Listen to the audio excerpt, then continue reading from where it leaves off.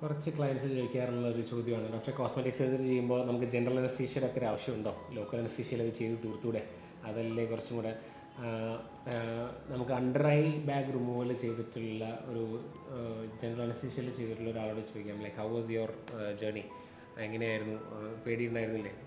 തീർച്ചയായിട്ടും അനസ്തീഷ്യ എന്ന് കേട്ടപ്പോൾ തന്നെ ഭയങ്കര പേടിയായിരുന്നു. എല്ലാവരും പേടിപ്പിച്ച് വെച്ചിരിക്കുന്ന ഒരു കാര്യമാണ് നട്ടലിട്ട് കുത്തും എന്നൊക്കെ. അണ്ടർ ഐ ബാഗിന് നമ്മൾ സാധാരണ മാസ്ക് പിടിച്ചിട്ടുള്ള ഒരു അനസ്തീഷ്യ. അപ്പോൾ എങ്ങനെ ഉണ്ടായിരുന്നു? എന്തെങ്കിലും ഒരു കുഴപ്പമില്ലായിരുന്നു കേട്ടോ. എൻ്റെ അനുഭവം വെച്ചിട്ട് എനിക്കൊരു പ്രശ്നവും ഇല്ലായിരുന്നു. എന്തെങ്കിലും അറിയോ കാര്യങ്ങൾ? ഇല്ല, ഞാനൊന്നും അറിഞ്ഞില്ല. And that is the beauty of anaesthesia. ജനറലാക്കിയിട്ട് ചെയ്യുമ്പോഴുള്ള കാര്യം ഒന്നും തന്നെ അറിയാണ്ട് ഒരു സുഖമായിട്ടുള്ളൊരു ഉറക്കം പോലെയാണോ തോന്നുന്നത്?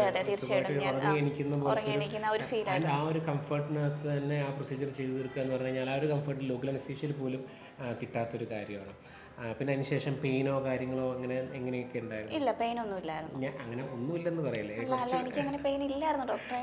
ഒരു ഇറിറ്റേഷൻ ഉള്ളു ചെറുതായിട്ട്, നമുക്ക് കണ്ണിൽ എന്തോ ഇരിക്കുന്നത് പോലെ ആ ഒരു ഇതുണ്ടായിരുന്നു. അണ്ടർ ഐ ബാഗ് റിമൂവൽ എന്ന്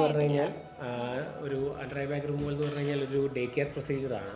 അപ്പോൾ അതിന് കാരണം കൊണ്ട് നമ്മൾ ഒരു ഗുളികകളായിട്ടാണ് പിന്നെ അതിനുശേഷമുള്ള പെയിൻ്റെ മെഡിസിൻസും കാര്യങ്ങളും കൊടുക്കുക. പക്ഷേ ആൾക്കാർ ഒരു പെയിൻഫുൾ ആയിട്ടുള്ള എക്സ്പീരിയൻസ് ആയിട്ടല്ല തോന്നി അല്ലേ?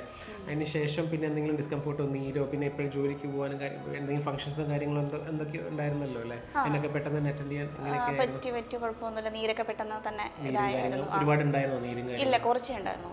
And you're happy with the result also?